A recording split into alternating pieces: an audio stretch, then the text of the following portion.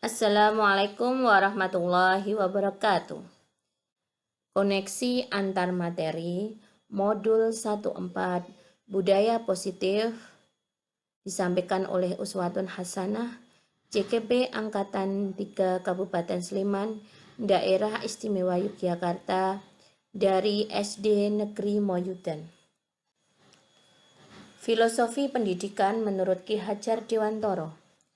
Pendidikan menurut Ki Hajar Dewantoro adalah pembudayaan buah budi manusia yang beradab dan buah perjuangan manusia terhadap dua kekuatan yang selalu mengelilingi hidup manusia, yaitu kodrat alam dan kodrat zaman. Pendidikan sifatnya hakiki bagi manusia sepanjang peradaban, seiring perubahan zaman dan berkaitan dengan usaha manusia untuk memerdekakan batin dan lahir, sehingga manusia tidak tergantung kepada orang lain, akan tetapi bersandar atas kekuatan sendiri.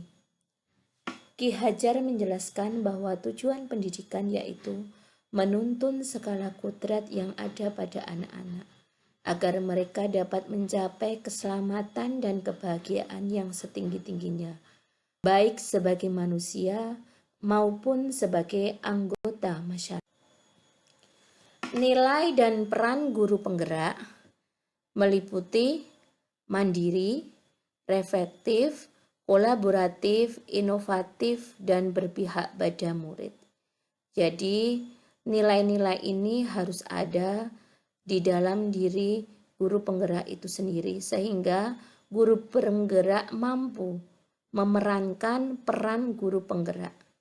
Apa peran guru penggerak itu? Ada 5 peran guru penggerak. Yang pertama, menjadi pemimpin pembelajaran. Yang kedua, menggerakkan komunitas praktisi. Yang ketiga, menjadi coach bagi guru lain. Yang keempat, mendorong kolaborasi antar guru. Yang kelima, mewujudkan kepemimpinan. Nilai dan peran guru penggerak yang dijalankan mampu mewujudkan visi murid yang diharapkan. Visi yaitu gambaran jauh ke depan tujuan yang ingin dicapai. Kekuatan untuk mewujudkan visi murid yang saya harapkan yaitu adanya kekuatan diri sendiri, murid sebagai aktor pembelajaran, kepala sekolah, teman sejawat, komite, sarana dan prasarana yang mendukung, lingkungan masyarakat yang mendukung, serta komunitas guru atau praktisi. Inquiry apresiatif adalah pendekatan manajemen perubahan yang kolaboratif dan berbasis kekuatan. Menumbuh kembangkan nilai positif baik pada diri anak dan seluruh pemangku kepentingan. Salah satu penerapannya dengan model BAJA, yaitu 1. Buat pertanyaan, 2. Ambil pelajaran, 3. Gali mimpi, 4. Jabar rencana, 5. Atur eksekusi.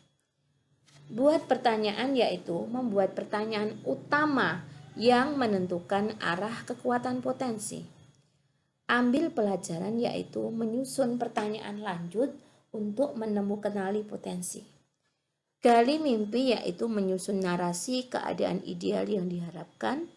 Jabar rencana yaitu mengidentifikasi tindakan yang diperlukan.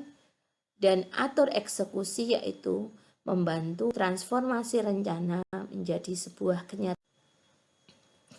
Visi murid yang saya harapkan di SD Negeri Moyudan yaitu terwujudnya peserta didik yang bertakwa, cerdas, terampil, mandiri, serta berwawasan lingkungan. Untuk mewujudkannya dibutuhkan iklim budaya positif di sekolah dan kolaborasi antar pemangku kepentingan, yaitu kepala sekolah, guru, teman sejawat, wali murid, komite, tokoh masyarakat, dan komunitas guru atau praktisi untuk mewujudkan. Berbicara tentang budaya positif tidak lepas dari perubahan paradigma. Perubahan paradigma dalam memandang orang lain ini sangat dibutuhkan dalam membuat kemajuan sekolah. Jadi kita tidak berpandang dari sudut pandang kita saja.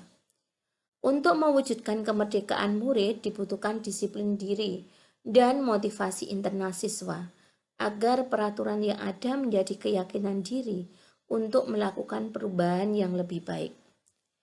Definisi merdeka menurut Ki Hajar tidak hanya terlepas dari perintah saja, tetapi cakap untuk memerintahkan diri.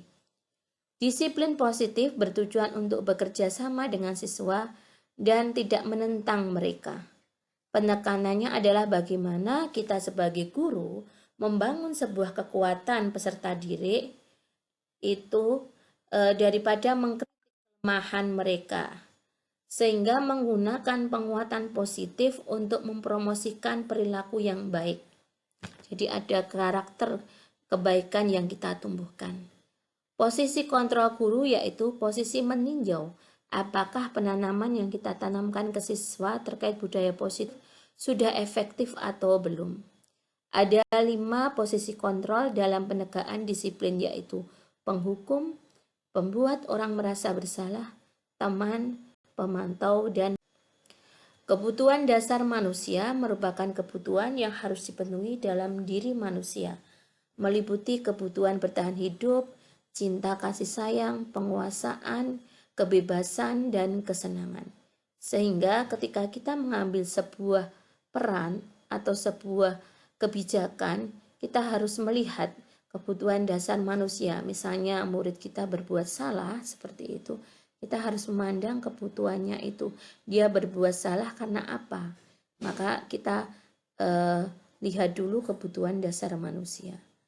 Kemudian tidak lepas dari keyakinan kelas bahwa budaya positif itu ditumbuhkan dari sebuah keyakinan kelas. Apa sih keyakinan kelas?